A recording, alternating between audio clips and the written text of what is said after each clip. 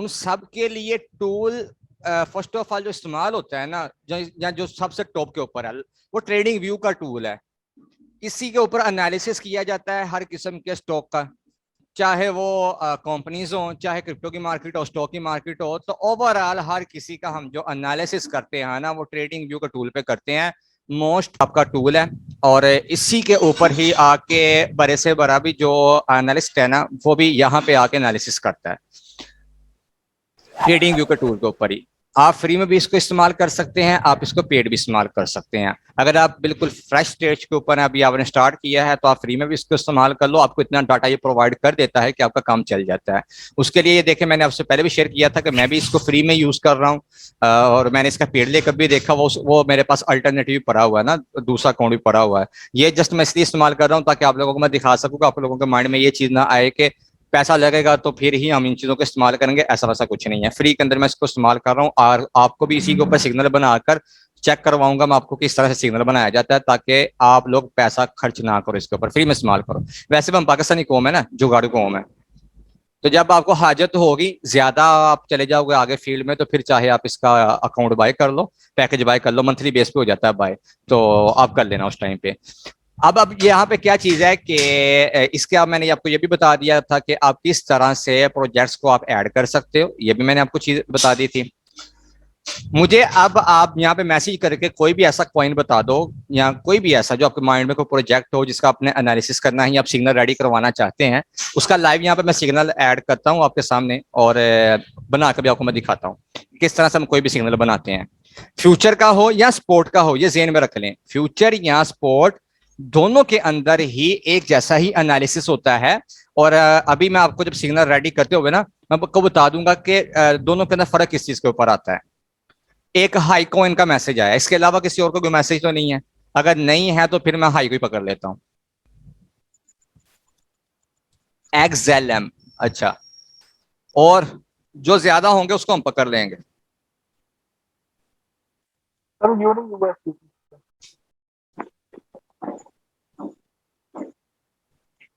FLM, FLM, ये कौन सा कॉइन है यार?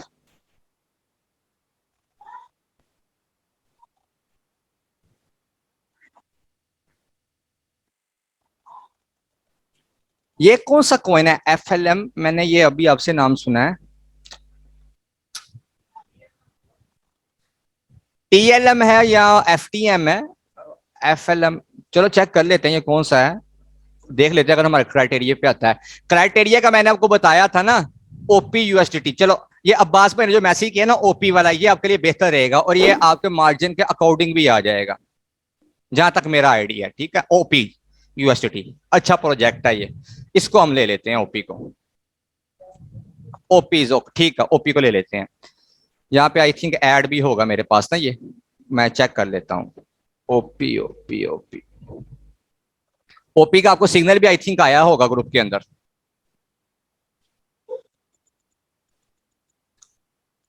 ओजीएन नहीं है, ऐड नहीं है यहाँ पे। ये आपको मैंने बताया था ना, प्लस पे हम क्लिक करके उस कॉइन का जो वो होता है सिंबल उसका, उसको हम यहाँ पे लगा देते हैं। ओपी आ गया, ठीक है। ओपी के बाद क्या जी, अब ओपी देखें, नस्दाक के अंदर भी स्टॉक का नाम ओपी है, और क्रिप्टो के अंदर भी है। यहाँ पे आपको चीज नजर आ रही होगी,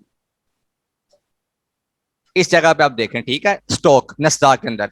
उसके बाद इंडेक्स के अंदर भी है ओपी के नाम से प्रोजेक्ट, ठीक है जी। उसके बाद आप देखें नीचे स्टॉक में भी आ रहा है, इसके बाद क्रिप्टो के अंदर भी आ रहा है, यहाँ पे ये देखें, ठीक है। और हमारा काम किस जगह के ऊपर है?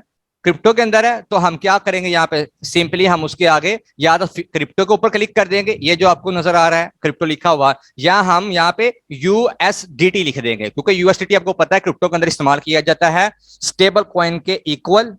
और इसके अलावा भी बहुत सारे स्टेबल कॉइन है, BUSD भी है, USDC भी है, और भी बहुत सारे हैं। लेकिन USDT इसलिए इस्तेमाल होता है, ये थेथर का कॉइन है, थेथर पूरा नाम है उस कंपनी का जो जिसने पेज किया हुआ है अपने स्टेबल कॉइन को इसके साथ, तो इसलिए USDT ही मोस्टली हर पेयर के अंदर इस्तेमाल होता है।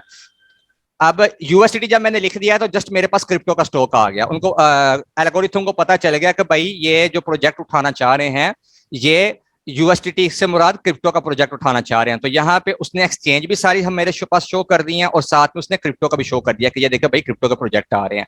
अब यहाँ पे दूसरी चीज कौन सी है, हम स्पोर्ट का सिग्नल उठाना चाह रहे हैं या फ्यूचर का उठाना चाह रहे हैं। सिग्नल तो एक जैसा ही बनेगा, सिग्नल एक जैसा बनेगा, लेकिन हम यहाँ पे ये चेक करना चाह रहे हैं क्या ये वाला प्रोजेक्ट फ्यूचर के अंदर भी अवेलेबल है, अगर है तो कौन सी एक्सचेंज के ऊपर है, और अगर नहीं है तो इसका मतलब है कि ये स्पोर्ट के अंदर ही है। तो हम उसके लिए जस्ट पी लिख देते हैं। जब मैंने पी लिखा है ना तो पी का मतलब ये होता है प्रीपेचुअल, कि ये फ्यूचर के कॉन्ट्रैक्ट के ऊपर भी बना हुआ है। अब यहाँ पे आप देखो ओपी यूएसटीटी के पेयर में है और साथ में पी लिखा, तो प्रीपेचुअल भी आ गया। अब फ्यूचर के अंदर मुझे कौन कौन से एक्सचेंजेस के ऊपर मिल रहा है, इस जगह के ऊपर अगर आप देखो तो बिनास के ऊपर भी मिल रहा, ओकेक्स पे, बिटगेट पे, मैक्स पे, बिटमैक्स पे, कितनी सारी डेल्टा एक्सचेंज आ गई, फिर आगे बिनास भी आ गया। तो इस तरह से जो हम ऐड करेंगे, सबसे ज्यादा इस्तेमाल होने वाली कौन सी हमारे पास एक्सचेंज होती है, बिनास की सबसे ज्यादा हमारे पास जो इस्तेमाल होती है, उसका ट्रेडिंग वॉल्यूम सबसे ज्यादा है सेंट्रलाइज्ड एक्सचेंजेस के ऊपर। डिसेंट्रलाइज्ड और सेंट्रलाइज्ड, इन दोनों में क्या डिफरेंस है, जो अर्ली हमारे लेक्चर्स थे उसके अंदर मैंने एक्सप्लेन किया हुआ है। जिसको नहीं पता आप उसको एक दफा देख लेना रिकॉर्डिंग को, जो बैच 4 की रिकॉर्डिंग है, पहले वाली रिकॉर्डिंग्स में भी है, डीपली है वहां पे। अब यहाँ पे मैं क्या करूंगा, बिनास का प्रोजेक्ट है, मैं उसको ऐड कर देता हूं, प्लस पे मैंने क्लिक कर दिया। तो जो पहला हमारा क्राइटेरिया था वो कौन सा आ गया, यहाँ पे मैं आपके साथ लिख भी देता हूं। ये सारा मैंने पर्सनली जो मेरा था, जो मिस्टेक्स थी, ये मैंने आपके साथ पहले शेयर की हुई हैं, जो आपकी मिस्टेक्स होती हैं, ठीक है। ये प्लान था, ये मैंने शेयर किया हुआ, ये वैसे यहाँ पे लिखा हुआ है, रिकॉर्डिंग इसकी ऑलरेडी हुई है और आपको मैंने लेक्चर भी दिया हुआ है। इसी को आगे मैं कंटिन्यू कर देता हूँ यहाँ पे लिख के ना। तो जो पहला हमारा क्राइटेरिया था,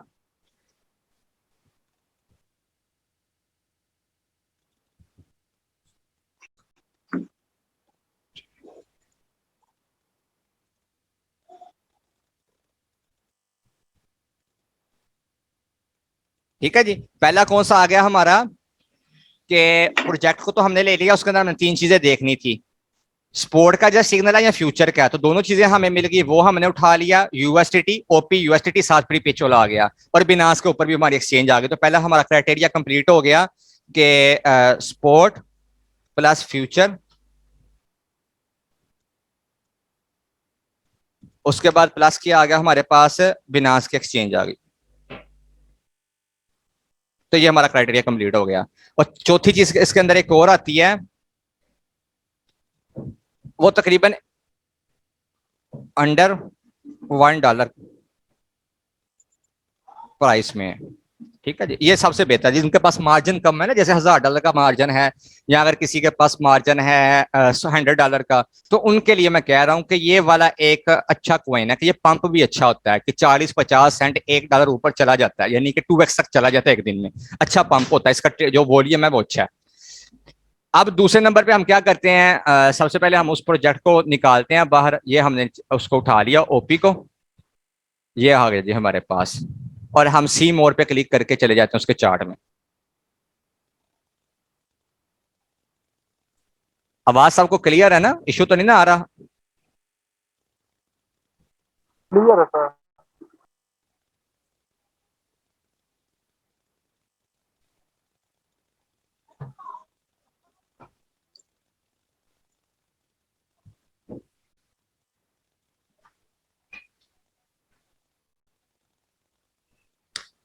अच्छा, ये मेरे पास ओपी का चार्ट आ गया, ठीक है जी। अब यहाँ पे क्या चीज है, फर्स्ट ऑफ ऑल तो मैंने यहाँ पे अपना टाइम फ्रेम सेलेक्ट करना है,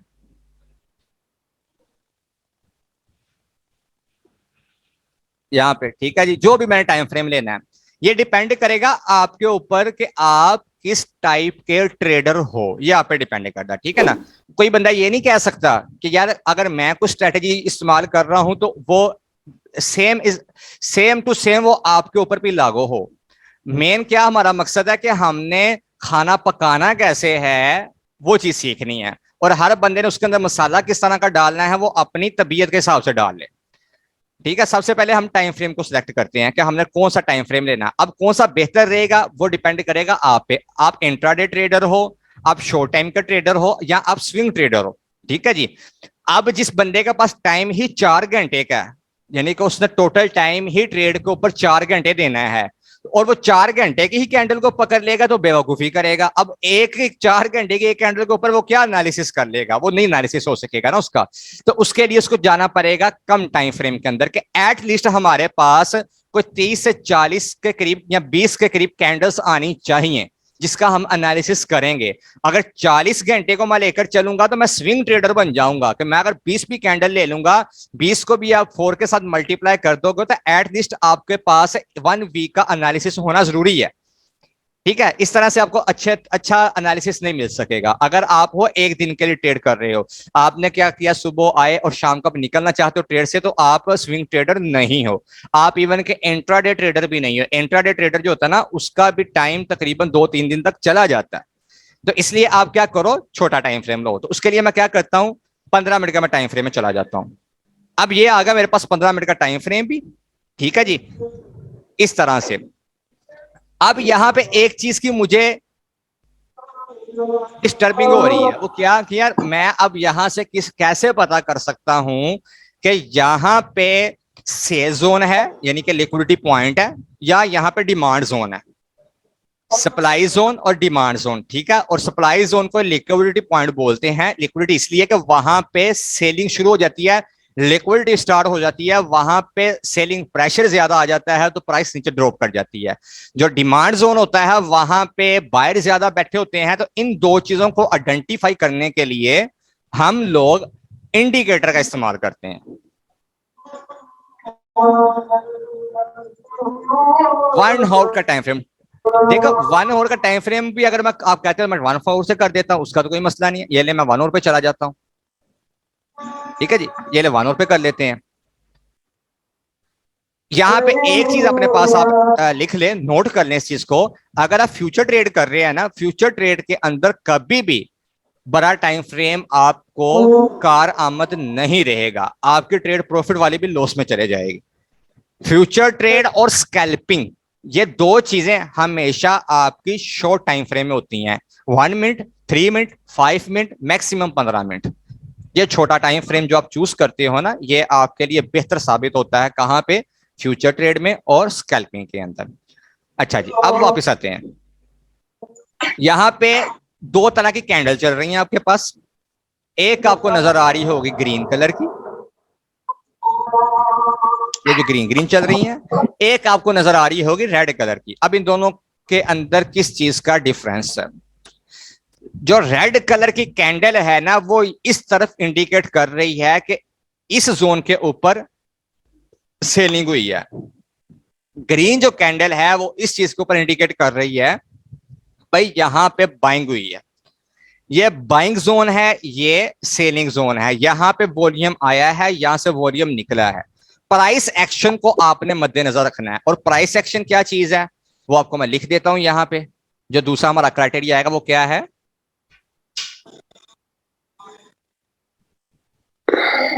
focus on price action. Price action के हवाले से मैंने रात को वीडियो भी डाली है, जो नहीं मैंने बनाई थी रात वाली। उसके अंदर मैंने बताया भी था कि प्राइस एक्शन भी एक पॉइंट आता है, एक बिल्कुल स्टार्टिंग वाले बंदे के लिए जो बिल्कुल अभी ट्रेड के अंदर एंटर हुआ है, तो उसको चाहिए प्राइस एक्शन को सीखे। अब ये प्राइस एक्शन क्या है? Price action is combination of volume, indicators, your strategies, time frame. ठीक है, इन चार चीजों के मजमूए को, इन चार चीजों की जो मर्जिंग होती है ना, जब ये आपस में मर्ज होती हैं, इन चीजों को बोला जाता है प्राइस एक्शन। अब उसको आइडेंटिफाई हम कैसे करते हैं? सबसे पहले हम सेशन को ब्रेक करते हैं किसी भी सिग्नल को रेडी करने के लिए। सेशन ब्रेक करना क्या होता है? जो स्टूडेंट्स ओल्ड वाले हैं उनको बखूबी पता होगा, जो पहले के हैं, जो न्यू हैं वो भी सीख ले। सेशन ब्रेक ये होता है कि आज टाइम है, क्रिप्टो का टाइम 5 घंटे पीछे चलता है हमसे। इंडिया के हिसाब से 4-4.5 घंटे पीछे चलता है, पाकिस्तान के हिसाब से 5 घंटे पीछे चलता है। यानी कि सुबह जब 5 बजते हैं हमारे 5 AM पे प्रीवियस डे की जो कैंडल है यूटीसी के अंदर वो क्लोज होती है। अब यहाँ पे मैंने टाइम फ्रेम कौन सा सिलेक्ट किया हुआ है, यूटीसी का, आपको नजर आ रहा होगा टाइम जोन यूटीसी का है। या इसको आप एक्सचेंज टाइम भी कर सकते हो, अगर इसके ऊपर मैं क्लिक करता हूं तो एक्सचेंज टाइम भी वही आएगा, यूटीसी भी वही टाइम आएगा। तो आप यूटीसी यहाँ पे सिलेक्ट कर लें और उसी के मुताबिक आप चलें। यहाँ पे आप देखेंगे तो 15:35 आ रहा है, इट्स मीन के यहाँ पे 12 और 3 15 हो गए, तो 3:35 हो रहे हैं। और अगर इसके अंदर मैं 5 घंटे मजीद शामिल करूंगा तो 8 बज जाएंगे। यहाँ पे आप देखें जो मेरा टाइम है वो 5 घंटे आगे चल रहा है, 8:35 हो रहे हैं। तो यहाँ पे मैं क्या करूंगा, मैंने 1 घंटे की कैंडल ली है, तो मेरे पास अगर 20 घंटे की कैंडल मैं लेना चाहूं तो मेरे पास 20 घंटे पीछे होने चाहिए। तो जिसका मतलब ये हुआ कि प्रीवियस 20 कैंडल मुझे एटलीस्ट लेनी पड़ेंगी। तो अगर मैं 2 दिन भी पीछे चला जाऊंगा तो मुझे अच्छा वो मिल जाएगा, एक जोन मिल जाएगा जहां से मैं एंट्री कर सकता हूं। उसके लिए मैं देखूं तो यहाँ पे आज हमारी तारीख 5 अगस्त है। तो मैं यहां से आगे जाता हूं तो 24 घंटे के हिसाब से 24 कैंडल बनेगी मेरी एक दिन के हिसाब से ना, और एक एक घंटे के हिसाब से एक दिन की 24 कैंडल बनेगी। तो अगर मैं एक दिन पीछे चला जाऊं तो मेरे पास डेट आएगी 4 3 3 3, ये लगी यहां से 4 स्टार्ट होगी। ठीक है, अब यहाँ पे मैं आल्ट और वी करके हॉरिजेंटल मैं लगा वर्टिकल लाइन को मैं लगा दूंगा। ठीक है जी, ये मेरे पास सेशन ब्रेक हो गया। लेकिन अब यहाँ पे हो क्या रहा है कि कोई अच्छा सा पॉइंट नहीं मिल पा रहा, तो एक दफा मैं पीछे से भी एक आधे दिन को काउंट कर लूंगा। अगर मैं पीछे जाऊं तो 1 अगस्त अगर हम ले लेते हैं तो वो एक अच्छा मजीद अच्छा पॉइंट बन जाएगा। ये लें, यहां से मैं सेशन को ब्रेक कर लेता हूं। अब ये 2 अगस्त आ गया, सॉरी ये 2 अगस्त आ गया है, और यकम की कहां से स्टार्टिंग हो रही है, इस जगह से। ठीक है, ये वाली जगह से। अब 1 अगस्त से लेकर 2 अगस्त तक, 2 से लेकर 3 अगस्त तक हम देखते हैं तीसरे दिन का सेशन। जितना अच्छा सेशन आप ब्रेक करेंगे उतना ही अच्छा आपका सिग्नल रेडी हो सकता है।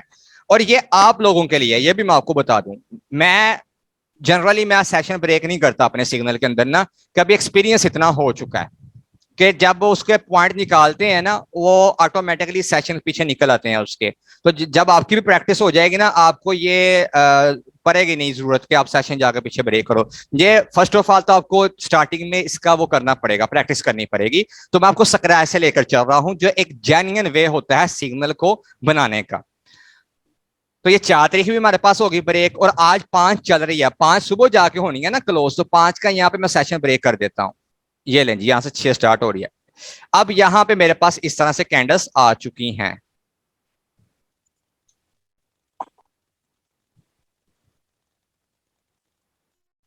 ये लें जी, ये मेरे पास सेशन आ चुके हैं। वर्टिकल लाइन के अंदर हमारे सेशन है, उसके अंदर हमारी कैंडल घूम रही हैं। वहां से हमने जोन को आइडेंटिफाई करना है। तो अगर मैं यहां पे उसको आइडेंटिफाई करना चाहूं तो मेरे पास बहुत सारे तरीके हैं। सबसे पहला जो तरीका इस्तेमाल होता है मार्केट के अंदर वो है इंडिकेटर का इस्तेमाल होना, और साथ में वॉल्यूम को देखते हुए प्राइस एक्शन की चेकिंग कर लेना। दूसरे नंबर के ऊपर फिबोनाची का टूल भी इस्तेमाल होता है, वहां से भी आप पॉइंट निकाल सकते हो। तीसरे नंबर के ऊपर हम लोग चार्ट पैटर्न के थ्रू भी ट्रेडिंग कर सकते हैं कि वहां पे पैटर्न कौन सा क्रिएट हो रहा है। उसके बाद हम जो चौथे नंबर के ऊपर आइडेंटिफाई कर सकते हैं कैंडलस्टिक पैटर्न के थ्रू भी कर सकते हैं कि कौन सी कैंडल्स बन रही हैं। फिर हमारे पास जो 5वें नंबर पे चीज आ जाती है डिमांड सप्लाई जोन को भी हम आइडेंटिफाई कर सकते हैं, कहाँ पे डिमांड जोन है, कहाँ पे सप्लाई जोन है। और छठे नंबर के ऊपर जो चीज आती है हमारे पास, इन सारी चीजों का मजमुआ होके, सारी चीजें मर्ज होके हमारी यूनिक स्ट्रेटेजी ऐड होती है। वो मूविंग एवरेजेस के थ्रू भी हो सकती है कि हमारा ट्रेंड किस तरफ चल रहा है, कहाँ पे उसको सपोर्ट मिल सकती है, वॉल्यूम आ सकता है, कहाँ पे वो स्टेबल हो सकता है। तो अगर मैं इन 5 सेशंस के अंदर देखूं तो मेरा पॉइंट जो सबसे डाउन वाला है वो कौन सा आएगा, डेफिनेटली ये वाला पॉइंट आएगा, ये वाला। ठीक है जी, ये चीज आएगी मेरे पास। ओके जी, अगर मैं इस पॉइंट को लेता हूं इस वाली जगह से और मैं फिबोनाची का टूल ड्रा करता हूं इस पॉइंट से, तो कौन सी मेरे पास पॉइंट निकल के आएंगे हम उसको देख लेते हैं।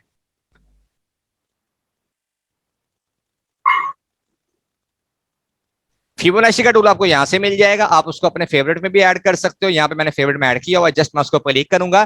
फिबोनाची का टूल ड्रा करने के लिए हम लोग क्या करते हैं, स्विंग लो को उठाकर हम स्विंग हाई के ऊपर लगा देते हैं, यानी कि 0 से जहां से स्टार्टिंग हो रही है और 100 जहां पे जाकर उसने अपना हाई लगाया है वहां पे जाकर हम उसको टच कर देते हैं। मैं डबल क्लिक इस पे करके फिलहाल मैं पीछे से इसको एक्सटेंड जो लाइन है उसको मैं खत्म कर देता हूं ताकि आपको कंफ्यूजिंग ना हो, और इसको मैं ओके कर देता हूं। अब ये 0 वाला पॉइंट था जहां से उसने स्टार्टिंग की, उसके बाद ये 23 के ऊपर गया रेशियो पे, फिर 38 पे गया, फिर 50 पे गया, अब 61 पे, उसके बाद 78 पे, फिर 100 के ऊपर। फिबोनाची के हवाले से मैंने आपको बताया है इसके अंदर दो गोल्डन जोन होती हैं, दो गोल्डन पॉइंट होते हैं मार्केट के अंदर, 50 वाला, 61 वाला, जहां से मार्केट का जो मोमेंटम है वो चेंज हो सकता है ऊपर की तरफ या नीचे की तरफ। यहां से मार्केट 0 से उठी, सबसे पहले ऊपर गई, उसने 33 के ऊपर हिट किया, यहां से आप देख सकते हैं इस वाली जोन के ऊपर, यहां से उसने हिट किया और 50 वाली रेशियो से वो ऊपर फिलहाल नहीं गया, उसने यहां से नीचे को रिट्रेसमेंट थोड़ी सी ली, उसको वॉल्यूम अच्छा मिल गया क्योंकि ये पीछे इसका जोन बन गया था, बाइंग जोन। यहां से उसने फिर थोड़ा सा ऊपर बूम किया। अब ऊपर जब बूम किया, इस जगह के ऊपर जो 100 वाला उसका पॉइंट था वो उसका बिल्कुल ओवरबाउट वाला पॉइंट था, वहां से मार्केट ने रिट्रेसमेंट ली। हमेशा ज़हन में रखें 0 से जब मार्केट ऊपर जाएगी तो 50-61 वाला जोन उसके गोल्डन रेशियो होती है, वहां से मार्केट टच करके नीचे भी आ सकती है या वहां पे साइडवेज घूम के मजीद वहां पे एक जोन क्रिएट करके ऊपर भी निकल सकती है, जिस तरह इस केस के अंदर उसने किया। 0 से स्टार्ट हुआ, 0 से स्टार्ट हुआ है ओपी, ठीक है जी, और उसने 50 वाली रेशियो से थोड़ी सी रिट्रेसमेंट ली है, फिर उसने ऊपर की तरफ अपना सफर जारी किया, 100 को उसने टच किया, वहां से फिर ये नीचे की तरफ रिट्रेस लेकर आया है और फिर 50 वाली जोन पे आया।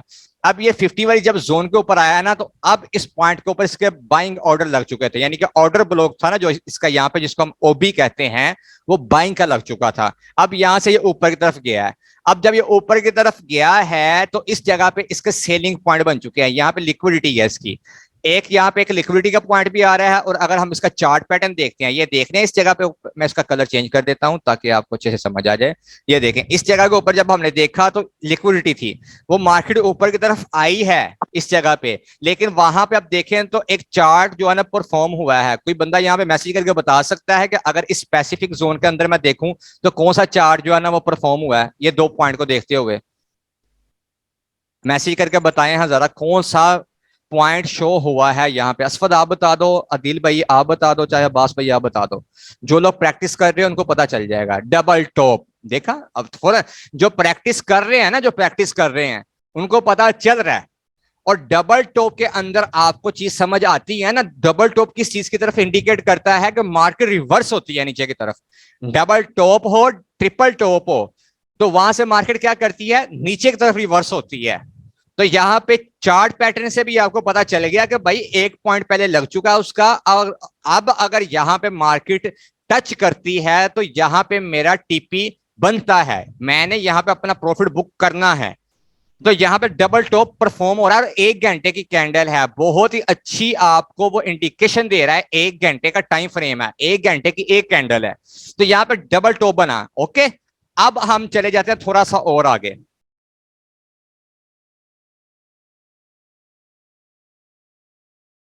जो बिल्कुल फ्रेश है उनको थोड़ा सा कंफ्यूजिंग होगी इसमें, लेकिन जो लर्निंग कर रहे हैं जिनका बेसिक क्लियर है उनको अच्छे से समझ आ जाएगी। जैसे मैंने पूछा कि कौन सा पैटर्न परफॉर्म हो रहा है, तो स्टूडेंट्स को पता चल गया जो प्रैक्टिस कर रहे थे।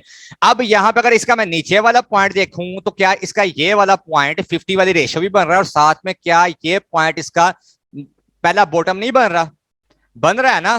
तो अब टेक्निकली तौर पे अगर मैं देखूं जस्ट चार्ट पैटर्न को ही और फिबोनाची के टूल को भी देखते हुए, इसकी जो रेशियो है वो 50 वाली मेरे पास आ रही है, अगर मार्केट रिवर्स करती भी है तो कौन सा इसका पॉइंट बनता है, डेफिनेटली वो आपको नजर आ जाएगा, ये वाला बनता है कि जहां से हम एंट्री अपनी बना सकते हैं। अगर मैंने शॉर्ट की पोजीशन ली हुई है तो वो मेरा टीपी बन सकता है, यानी कि फ्यूचर के अंदर अगर मैं ट्रेड ली हुई है इस जगह से तो मेरा टीपी कौन सा बन सकता है, 190 जीरो से अगर मैं एंट्री करता हूं तो 182 83 के करीब मुझे निकलना पड़ेगा। लाजमी नहीं कि आपने 180 के करीब ही निकलना है, क्यों वो भी आपको बता देता हूं। यहां से अगर मैं अपनी जोन को मार्क करूं इस जगह से, ये वाली को, तो क्या इस जगह के ऊपर आपको ये चीज नजर आ रही है कि विक्स लगी हुई है, और ये पॉइंट भी आपको नजर आ रहा है, ये जो डिफरेंस है बीच में, उसके बीच में हमें अपना टीपी सेट करना है।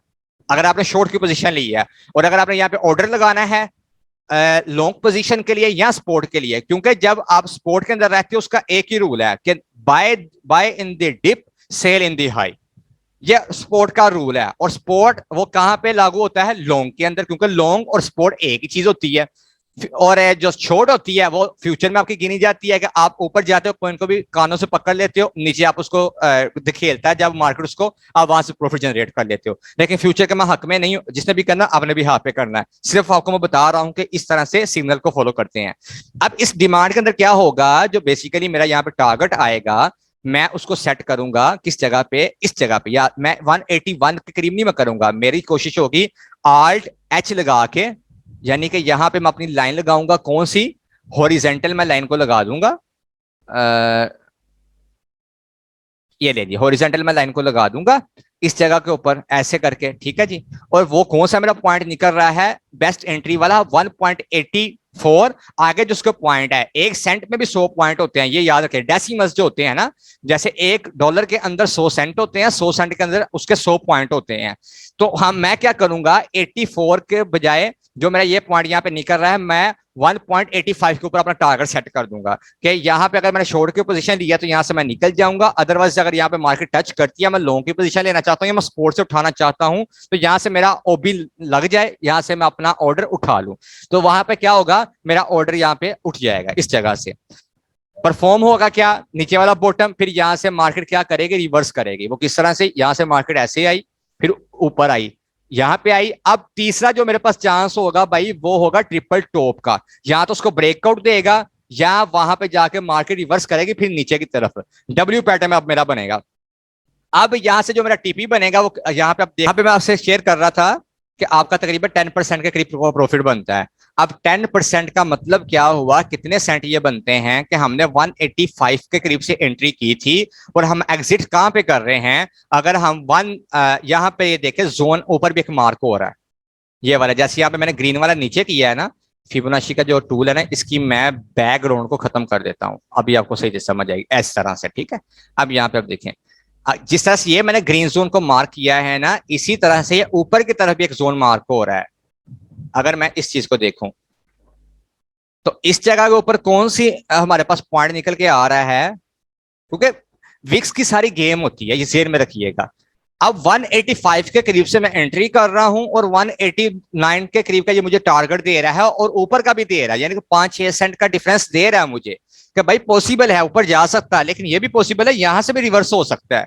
तो हमें उस जोन के अंदर रहना है जहां पे विक नीचे से नीचे हो, ऊपर से ऊपर हो, और उसके दरमियान में रहकर हम अपने टारगेट को सेट कर सके, ठीक है जी। अब यहां पे अगर मैं 185 के ऊपर एंट्री करता हूं और 199 का मुझे वो जोन दे रहा है, तो यहां पे क्या करूंगा, मैं उसके नीचे वाले भी जोन देख लूंगा। जो मुझे यहां पे एक चीज नजर आ रही है कि देखिए, विक्स तो यहां पे लगी हुई है ना इस जगह के ऊपर, ऐसे। तो मेरी अब कोशिश क्या निकलेगी कि ये वाला जो पॉइंट है ना 194 के करीब का आ रहा, 195 का, तो ये जो 10 सेंट है ना, मैं इनको टारगेट करूंगा। अगर $100 मेरे पास है और इसको मैं बाय करता हूं, 100 कॉइन ही मेरे पास आते हैं। ओके, क्या कह रहा हूं? $100 मेरे पास है और 100 ही मेरे पास कॉइन आते हैं, या मेरे पास मार्जिन ज्यादा है लेकिन कॉइन मेरे पास 100 आ गए हैं। अब उस 100 कॉइन के ऊपर 10 सेंट का अगर टारगेट रखोगे, तो कितना आपका प्रॉफिट बन रहा है? $10 का। ओके जी। अब अगर आपका $10 का टीपी हिट हो गया है, तो भाई वहां से आप प्रॉफिट बुक कर लो। किसने बोला है कि वहां पे आप प्रॉफिट अपना बुक ना करो, आप लालच में जाओ? आपने अपने पोर्टफोलियो के ऊपर नजर रखनी है, ना कि आपने ये देखना कि मुझे प्रॉफिट कितना हो रहा है। आपकी ट्रेड्स कितनी विंस के अंदर जा रही हैं, आपने उसके ऊपर फोकस करना है। आपने इस चीज के ऊपर फोकस नहीं करना मैंने एक दिन में कमा कितना लिया है। ये आपकी ट्रेड विन होगी $10 के ऊपर, well and good. Next trade देखो कोई अगर मिल रही है, अगर वो आपकी $5 के ऊपर हो रही है, $15 आपके बन गए, वेल एंड गुड, 2 आपकी ट्रेड विन हो गई। इसी तरह से तीसरी आपने ट्रेड ली, वहां पे आपको $3 मिल गए, वेल एंड गुड, कितने हो गए? $18 हो गए, 3 ट्रेड आपकी विन हो गई। चौथी आपने ट्रेड ली, वहां पे आपको $20 मिल गए, 18 और 20 कितने हो गए आपके पास? 38 हो गए, 4 ट्रेड आपकी विन हो गई। अब आ जाओ 5वीं ट्रेड के ऊपर। अगर 5वीं ट्रेड के ऊपर आपका एसएल हिट हो जाता है, स्टॉप लॉस हिट हो जाता है, और आपको क्या होता है, $8 का लॉस हो जाता है, तो आपकी विनिंग रेशो क्या रही? 4-1 की। या 1-4 की, ठीक है। एक आपका लॉस में गया, एसएल हिट हुआ एक दिन में, और 4 आपके ट्रेड विनिंग में गई। आपने टोटल अर्निंग कितनी की? आपकी टोटल अर्निंग होगी $30 की। तो $30 जो आपके पास आए हैं और जो $8 आपके गए हैं, वो कौन सा आपने अपनी जेब से दिए हैं? मार्केट में कहीं निकले थे ना, एसएल हिट का कोई बात नहीं, $30 तो आए हैं ना, विनिंग रेशियो भी आपकी बेहतर होगी। तो इस तरह से आपके अंदर क्या होगा? कॉन्फिडेंस पैदा होगा। ट्रेड्स को मैंने किस तरह से विन करना है, ये आपके माइंड में होनी चाहिए। पोर्टफोलियो को कैसे बढ़ाना है, आपके माइंड में ये चीज होनी चाहिए। अगर फ्यूचर ट्रेड भी कर रहे हो तो कहां पे मैंने जल्दी से जल्दी बाहर निकलना है, एसएल कहां पे मैंने सेट करना है, सेम स्ट्रेटेजी होगी। लेकिन फर्क किस चीज का है कि आपने टाइम फ्रेम छोटा इस्तेमाल करना है फ्यूचर ट्रेड के लिए। ये जोन क्रिएट हो गया, इसी तरह से आप छोटे टाइम फ्रेम के अंदर जाकर आप उस जोन को क्रिएट कर सकते हो। अब आ जाते हैं हम दूसरी स्ट्रेटेजी की तरफ, क्या वहां से हम आइडेंटिफाई कर सकते हैं। हम क्या करेंगे? अपने इंडिकेटर को देखेंगे। फिबोनाची के टूल ने भी बता दिया मुझे, सप्लाई और जोन के डिमांड ने भी मुझे बता दिया कि यहाँ पे लिक्विडिटी पॉइंट बने हुए हैं। ओके, अगर अभी प्राइस नीचे चल रही है तो ऊपर वाला पॉइंट मेरा रेड में आ जाएगा। अगर इसका कलर मैं चेंज कर दूं, मैं इस कलर को रेड पे कर लेता हूं, ठीक है जी। ये रेड मैंने इसलिए किया है ताकि पता चल जाए ये लिक्विडिटी पॉइंट है, क्योंकि प्राइस नीचे चल रही है तो नीचे वाली सपोर्ट बनेगी वो ग्रीन में आ जाएगी, ऊपर वाला जो उसका पॉइंट है वो जनाब आ जाएगा हमारा रेड के अंदर। ये ले जी, मैं उसको रेड में कर देता हूँ। ओके जी, ये रेड में ये लाइन रेड हो गई है। अच्छा, नेक्स्ट में ये बॉर्डर, अच्छा बॉर्डर है और ये बैकग्राउंड, ठीक है जी, ये रेड में कर देता हूँ। अब प्राइस उसके नीचे चल रही है ना, तो ये ऊपर वाला उसके लिक्विडिटी पॉइंट होगा, नीचे वाला उसके लिए क्या होगा? एज अ सपोर्ट काम करेगा। तो अगर आप एक ही कलर में इस्तेमाल करना चाहते हैं तब भी आपकी मर्जी है। अगर आप कंफ्यूज नहीं होते, कलर का चेंजिंग भी कर सकते हैं। अगर एक ही कलर आपको चूज करने में मुश्किल नहीं होती, आप एक कलर इस्तेमाल कर लो। अब ये जोन बन गया, ठीक है जी, ये मेरे पास। अब मैं कौन सी स्ट्रैटेजी इस्तेमाल करने लगा हूं मजीद इसके अंदर पुख्तगी करने के लिए? मैं डबल क्लिक करता हूं, मैं इंडिकेटर के ऊपर जाऊंगा। अब इंडिकेटर हम कहां से लगाते हैं? इंडिकेटर के बटन पर क्लिक करते हैं। उससे पहले भी आपको एक मैं चीज शेयर कर देता हूं। अगर फर्ज करें आप कहते हैं मैं इंडिकेटर का इस्तेमाल नहीं करना चाहता, मैं प्राइस एक्शन के थ्रू करना चाहता हूं, तो प्राइस एक्शन का ये रूल होता है, या वॉल्यूम आता है या वॉल्यूम निकलता है, वॉल्यूम आता है वॉल्यूम निकलता है। तो एक मैं ट्रेंड लाइन को लेता हूं, पीछे इस जगह से वॉल्यूम हाई गया था और यहां पे जाकर इसको मैं ऐसे ट्रेंड लाइन को लगा देता हूं। अब इसके अंदर आप जोन चेक करो जरा किस तरह से है। यहां से वॉल्यूम, ये कैंडल ग्रीन बनी, ठीक है। उसके बाद यहाँ पे आप देखो तो ये रेड कैंडल बनी है ऐसे करके ऊपर, जिसका मतलब ये होगा भाई यहाँ पे अब ठीक है, कुछ ना कुछ तो वॉल्यूम आना बनता है ना। तो यहाँ से वॉल्यूम आ रहा है, जा रहा है, आ रहा है, जा रहा है, फिर ऊपर गया, अब फिर यहाँ पे वॉल्यूम आया, फिर गया, फिर वॉल्यूम आया। तो ये देखो ये इस तरह से आ रहा है, यानी कि वॉल्यूम निकल रहा, वॉल्यूम आ रहा है, वॉल्यूम निकल रहा, वॉल्यूम आ रहा है। तो अब यहाँ पे अगर इस कैंडल को मैं देखूं, ये वाली रेड जो कैंडल बन रही है, तो मैं ये एक्सपेक्ट कर सकता हूं ना कि नेक्स्ट जो इसकी मूवमेंट है वो या तो रेड कैंडल के अंदर ही आएगी, एक आधी कैंडल ऊपरली अकॉर्डिंगली। तो चार्ट चार्ट जो चार्ट पैटर्न बन रहा है उसको परफॉर्म करने के लिए, जो जोन बन रहा है उसको परफॉर्म करने के लिए नेक्स्ट कैंडल भी यहाँ रेड हो सकती है, या नेक्स्ट कैंडल मेरे पास ग्रीन में जा सकती है। तो इस तरह से भी मैं उसको आइडेंटिफाई कर सकता हूं। एक तो ये चीज होगी प्राइस एक्शन को चेक करने के लिए वॉल्यूम को देखते हुए। दूसरे नंबर के ऊपर कैंडल्स को मैं चेंज कर सकता हूं, मैं हैकन एशी पे लेके जा सकता हूं ताकि मुझे जोन का पता चल जाए कि अभी तक इसका सेलिंग जोन खत्म हुआ है या नहीं हुआ। जस्ट मैं यहाँ पे क्लिक करता हूँ हैकन आशी के ऊपर, तो यहाँ पे आप देखेंगे मुझे क्या बता रहा है कि भाई अभी तक इसका जो है ना अलर्ट जोन ही है, मतलब कि यहाँ पे ग्रीन कैंडल को शुरू नहीं हुई तो पॉसिबल चांसेस हैं कि ये मार्केट नीचे की तरफ आ सकती है। यहाँ पे ये मुझे पता चल गया। अब मैं वापस उसी कैंडल पे चला जाता हूँ, अब जाकर मैं अपने इंडिकेटर का इस्तेमाल करता हूँ। इंडिकेटर के अंदर इस्तेमाल होने वाले जो सबसे ज्यादा बेहतर टूल हैं जो हर बंदा अमूमन इस्तेमाल करता है, छोटे से छोटा ट्रेडर भी, बड़े से बड़ा भी, प्रोफेशनल भी, स्टार्टिंग वाला बंदा भी, वो एक मैकडी को इस्तेमाल करता है, आरएसए को इस्तेमाल करता है। ये दो मोस्टली वो इस्तेमाल करते हैं इंडिकेटर्स को। मैकडी क्या होता है? वो मूविंग एवरेजेस जो होती है, मार्केट का जो मोमेंटम होता है, उन मोमेंटम के अंदर जो एवरेज निकलती है, बेरिश क्रॉसओवर है या बुलिश क्रॉसओवर है, उसको आइडेंटिफाई करता है मैकडी, ठीक है। मूविंग एवरेज, मैकडी का मतलब यह है मैं मूविंग एवरेज, आगे सीडी का मतलब है कन्वर्जन एंड डाइवर्जन, ठीक है। ये उसकी फुल फॉर्म है, मूविंग एवरेज, कन्वर्जन, डाइवर्जन। अब मैकडी को लगाते हैं, उसके बीच में से चेक कर लेते हैं। उसके लिए सिंपल आप इंडिकेटर में जाओगे और आप जाके मैकडी लिख दोगे, जो उसका खुद का ही टूल है। इसके अंदर ही मैकडी में किसी बंदे ने इसको स्क्रिप्ट के ऊपर नहीं बनाया, बल्कि ट्रेडिंग व्यू वाले ने खुद ही बनाया हुआ। आप जिस उसको ऐड कर लो, ठीक है। अगर आप कोई और भी ऐड करना चाहते हो आप कर सकते हो, क्योंकि जो मॉडिफाई होते हैं ना उनका अपना हिसाब होता है। तो यहाँ पे मैं क्लिक कर देता हूँ। जैसे ही मैंने यहाँ पे क्लिक किया है तो मेरे पास यहाँ पे प्लॉट हो जाएगा, ये नीचे आपको नजर आ रहा होगा। अब इसके अंदर दो लाइनें होती हैं, एक होती है आपकी ऑरेंज लाइन, एक होती है आपकी ब्लू लाइन। आप इनके कलर भी चेंज कर सकते हो। दो चीजें ये वाली होगी, और तीसरे नंबर के ऊपर जो चीज आती है इसके हिस्टोग्राम आते हैं, यानी कि जो इसके ये वाले ग्राफ बने हुए हैं। जहां पे ग्रीन कलर का शो हो रहा है उसका मतलब यह है कि यहाँ पे पाइंग प्रेशर है, यहाँ पे वॉल्यूम आ रहा है।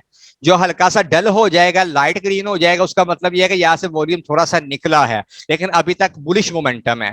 उसके बाद जब रेड कैंडल स्टार्ट हो जाएंगी, इसका मतलब ये होगा कि भाई अब यहाँ पे मार्केट नीचे की तरफ जाना स्टार्ट हो गया, वॉल्यूम निकलना शुरू हो गया है। जब लाइट डल हो जाएगा, लाइट कलर हो जाएगा रेड का, तो उसका मतलब ये होगा कि यहाँ से अब सेलिंग प्रेशर कम होना स्टार्ट हो गया, वॉल्यूम आ रहा है। और जब भी मैकडी की लाइन क्रॉस ओवर देगी, यहां से जो ब्लू वाली लाइन है, जब ये क्रॉस ओवर देगी ऑरेंज लाइन को, सिग्नल लाइन को, ऊपर से नीचे की तरफ ऐसे करके, तो ये मोमेंटम होता है कि यहां से क्या होगा, सेलिंग शुरू हो जाएगी। इसी चीज को अगर मैं ऊपर की तरफ लेकर जाता हूं तो यहां से मार्केट ने ऊपर जाने की कोशिश की लेकिन नहीं जा सकी। उसका यहाँ पर लिक्विडिटी पॉइंट था, तो मार्केट यहां से रिवर्स होकर नीचे की तरफ आ गई। इस जगह पे उसने टच कर दिया। अब मार्केट ने सिमिलरली यहां से थोड़ा सा जब क्रॉसओवर दिया है, अब यानी कि सिग्नल लाइन नीचे की तरफ आ गई और मैकडी की जो ब्लू लाइन है वो ऊपर की तरफ से जाना शुरू किया है। हिस्टोग्राम में आप देखोगे तो आपको क्या नजर आएगा, वॉल्यूम आना स्टार्ट हो गया है, ये आपको नजर आ जाएगा। तो वहां पे फिबोनाची का 50 वाली रेशो भी आ गई है, गोल्डन जोन। तो यहाँ से मार्केट ऊपर की तरफ गई और यहाँ पे उसका बॉटम भी लगा है। तो चार्ट पैटर्न भी क्या कह रहा है, ऊपर की तरफ चीज जाएगी। तो डबल ट्रिपल आपकी क्रॉस चेकिंग हो रही है ना, इंडिकेटर के थ्रू भी, चार्ट पैटर्न के थ्रू भी, इस तरह से। तो सिग्नल की एक्यूरेसी अगर आपकी नहीं निकलती तो आप फिर मुझे बताएं। जब आप इतनी ज्यादा मेहनत करो सिग्नल के ऊपर और मार्केट के अकॉर्डिंगली आप चलो, चलो एक चीज आपकी गलत हो सकती है, मिस्टेक हो सकती है, दो हो सकती है, तीन हो सकती हैं। अब जितने भी आप इंडिकेटर्स इस्तेमाल कर रहे हो, आप सिग्नल की स्ट्रेंथ को बनाने की कोशिश कर रहे हो ज्यादा चीजों का इस्तेमाल करके, तो उसकी एक्यूरेसी फिर ये तो ना हो सकता कि कम निकले। तो उसकी एक्यूरेसी किस जगह पे निकल सकती है, अच्छे अंदाज के साथ हाई निकल सकती है। तो ये होगा मैकडी का। मैकडी के बाद जो दूसरा टूल इस्तेमाल होता है सबसे ज्यादा,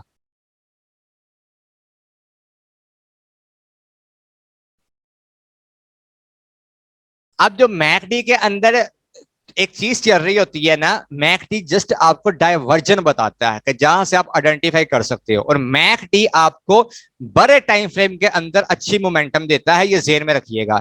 सम टाइम ऐसा होता है कि लाइनें जो है ना वो ग्राफ नीचे आते आते ऊपर भी निकल जाता है, वहां पे मोमेंटम चेंज हो जाता है छोटे टाइम फ्रेम के अंदर। वो क्यों, उसका रीजन ये होता है कि भाई वहां से प्राइस एक्शन चेंज हो जाता है, मोमेंटम चेंज हो जाता है। तो उसके लिए हम सिर्फ रिलाय मैकडी पे नहीं कर सकते, फिर हम दूसरा इंडिकेटर इस्तेमाल करते हैं जो सबसे पावरफुल है और मेरा फेवरेट है, जिसको हम कहते हैं RSI, रिलेटिव स्ट्रेंथ इंडेक्स। ये एक तरह से आपके लिए मीटर का काम करता है, मीटर का, कि आपने पेट्रोल डलवाया अपनी गाड़ी के अंदर और आपको पता है कि आपकी जो गाड़ी है, कार है या बाइक है, वो इतनी एवरेज निकालती है पर लीटर के ऊपर। तो आपको एक आइडिया हो जाता है कहां पे जाके अब मैंने नया तेल जो है ना उसको डलवाना है, मैंने अब टैंकी जो है ना अपनी फिर से उसको फुल करवाना है। तो RSI भी सिमिलरली क्या करता है, वो आप लोगों को मोमेंटम बताता है कि भाई पेट्रोल खत्म होगा गाड़ी में, अब नया पेट्रोल आने वाला है, ये चीजें आपको बताता है। तो ये क्या करता है, 0 से स्टार्ट होता है और 100 पे जाता है। जब आप इसको प्लॉट करते हो तो आप इसकी सेटिंग में जाके आप क्या करते हो, RSI को 7 पे आप लेकर जाओगे, ये सेटिंग है इसकी। एक कॉमन सेंस वाली बात है, अगर बाय डिफॉल्ट आप इसकी 14 वाली सेटिंग को लेकर चलोगे जो कि नुकसानदेह है, समटाइम वर्क करती है समटाइम वर्क नहीं करती है। 14 का मतलब ये होगा कि प्रीवियस जो 14 दिन की स्ट्रेंथ होगी, जो उसका वॉल्यूम होगा, जो एक्शन होगा, ये उसके ऊपर वर्क करेगा। और आप तो काम कर रहे हो इंटरडे के ऊपर, तो तो जब आप काम ही कम टाइम फ्रेम के ऊपर कर रहे हो तो आप अगर 14 की या 21 की आरएसआई ले लोगे तो वो तो आपको नुकसान करेगा। इसलिए हमें 7 दिन की एवरेज लेनी पड़ती है, 1 वीक की, तो हम 7 RSI को इस्तेमाल करते हैं। ओके, क्लियर है यहाँ पे। और उसके बाद इसको मैं क्या करता हूं, मैं स्टाइल में जाके इसका जो मोमेंटम है, जो अपर बैंड है इसका, यानी कि जहां पे जाकर मार्केट ओवरबॉट होती है, अकॉर्डिंगली जो एक्सपीरियंस बेस्ड ट्रेडर हैं वो इसकी सेटिंग को बाय डिफॉल्ट ये कहते हैं कि अगर मार्केट 30 पे आई है आप उसको सेल वहां पे आप बाइंग कर लो क्योंकि मार्केट ओवरसोल्ड हो गई है। और अगर मार्केट आपकी 90 पे चले गई है तो 70 पे चले गई है तो इसका मतलब ये होगा कि अब यहाँ पे मार्केट ओवरबोट हो गया, वापस से निकल जाओ। जबकि ऐसा नहीं होता। आपने बहुत दफा देखा होगा, ट्राई किया होगा, यहाँ पे लाइव भी आपको मैं चेक करवा देता हूं। क्रिप्टो के मार्केट में ऐसा नहीं होता। फोरेक्स में आप इसको ले सकते हो कि फोरेक्स में ऐसा काम चलता है।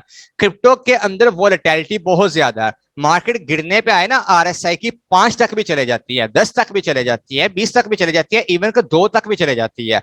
इसी तरह से अगर अपर बैंड पे आप देखते हो तो मार्केट 70 के ऊपर रिवर्स नहीं करती, वो 100 पे भी चले जाती है भाई, 90 पे भी चले जाती है। तो हमारे पास जो एक अलर्ट जोन होता है वो अपर बैंड की तरफ एक 90 का होता है, और डाउन जो है उसका लोअर बैंड है वो 10 के ऊपर हम सेटिंग रखते हैं, और मिडिल के अंदर 50 की एवरेज रखते हैं कि मार्केट को हमने किस तरफ लेकर चलना होता है। अगर हमने अपनी बाइंग करनी है 10 से 50 के बीच में बाइंग करनी है, और अगर हमने सेलिंग करनी है, अपना प्रॉफिट बुक करना है, वो हमने अपने टाइम फ्रेम को देखते हुए अपना जो टीपी सेट किया है वो 50 से 90 के दरमियान में करना होता है।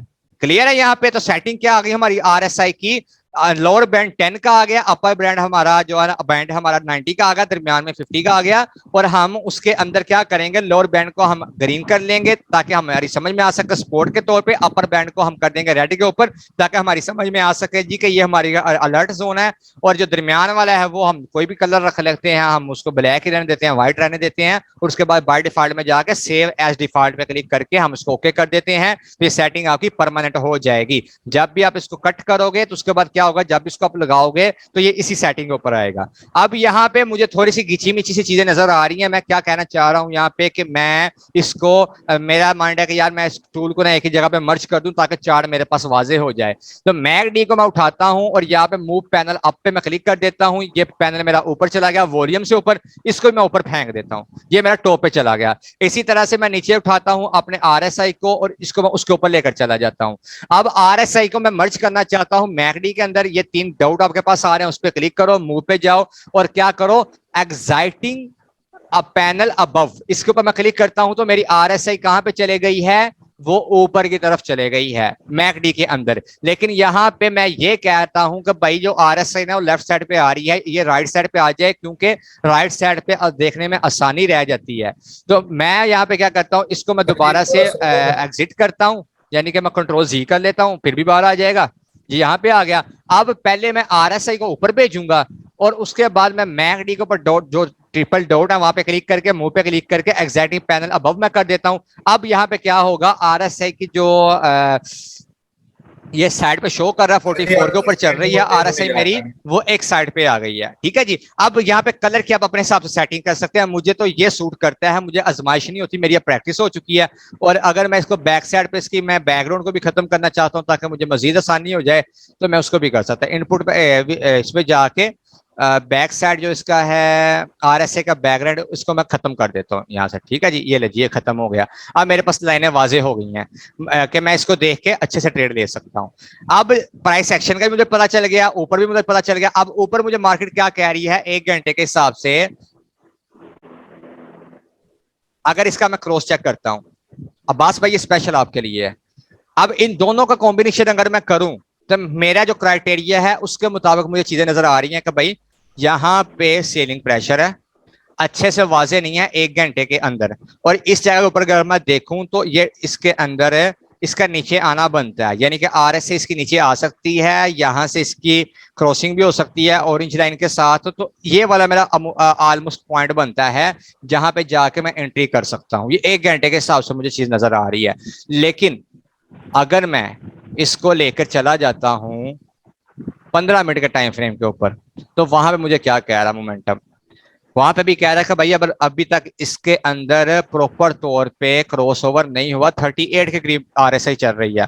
और अगर मैं नीचे जाकर देखता हूं तो उस जगह के ऊपर भी आप देख लो, ये 15 मिनट की बात कर रहा हूं, तो मार्केट रिवर्स कर रही है नीचे की तरफ, तो होपफुली चांस है इसकी एंट्री के हमारे ये वाले जोन से, यानी कि 185 186 के करीब से हम इसको उठा सकते हैं।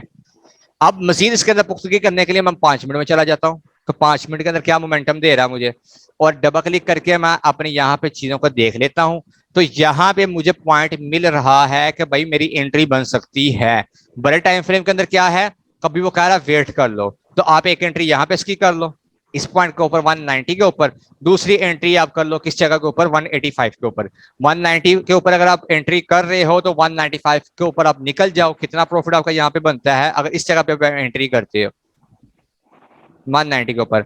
यहां से आप जाते हो तो इस जगह पे आप चले जाओ, 2% प्रॉफिट है आपका, ऑलमोस्ट 4 सेंट के करीब का। 4 सेंट का मतलब यह हुआ कि अगर 100 कॉइन आपके पास है तो आपका $4 का प्रॉफिट बनता है।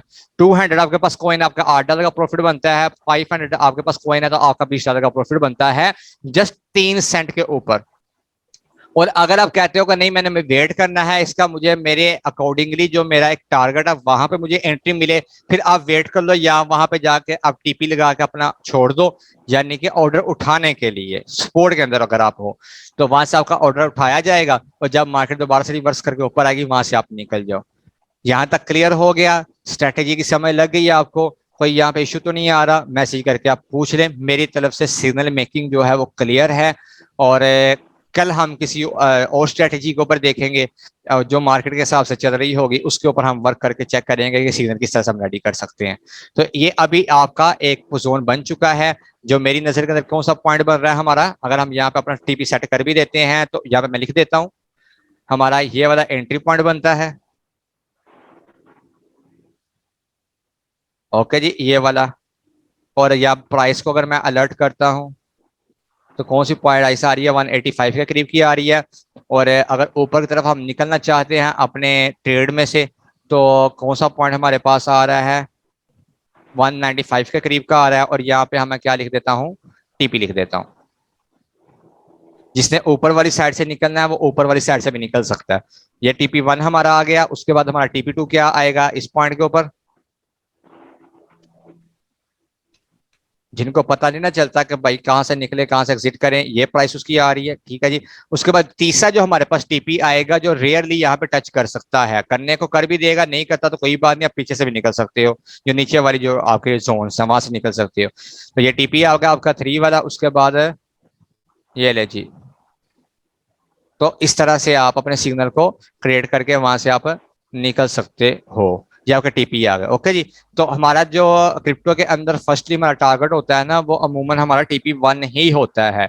अगर TP1 को भी आप लेकर चलते हो इस जगह से तो आपका कितना बनता है, तकरीबन 5-6% का प्रॉफिट। उसके बाद TP2 के ऊपर आपका बनता है ऑलमोस्ट कोई 8% का प्रॉफिट, 9 का। उसके बाद TP3 के ऊपर आपका बनता है तकरीबन 10% का प्रॉफिट। जहां जहां पे अच्छा प्रॉफिट मिले बुक करते जाओ भाई। $5 निकलते हैं, इट्स मीन का आप एक दिन के अंदर तकरीबन कितने पैसे कमा रहे हो। डॉलर कहाँ पे चल रहा है आपका, ये लो जी, हम अगर यहाँ से भी निकाल लेते हैं आपका 5 USD to PKR, गूगल क्या रेट दे रहा है, ये लो जी, तकरीबन 1100 के करीब आपकी अमाउंट आ रही है। 1000 भी अगर आपका एक दिन में निकल रहा है जस्ट $5 के साथ, तो भाई महीने का 30,000 कमा रहे हो, और तो अच्छी अमाउंट है यार, और आपको क्या चाहिए। तो इस तरह से छोटा छोटे से टारगेट आप रखें। ठीक है, मैं दोबारा सेटिंग बता देता हूँ। यहाँ तक ओके है ना, क्लियर हो गया, कोई टेंशन तो नहीं है, किसी किस्म का कोई मसला तो नहीं है, सिग्नल हमारा सारा रेडी हो गया। होपफुली इंशाल्लाह उम्मीद है कि जो भी इस पे एंट्री लेता है, या हमारे अकॉर्डिंगली एंट्री बन तो चुकी है, तो हम इसको बाद में देख लेंगे कि हमारा टीपी कौन कौन से हिट हो रहे हैं। तो इसी को जो है ना हम उठाकर उसमें डाल देते हैं, अपने ग्रुप के बीच में भी डाल देते हैं, ताकि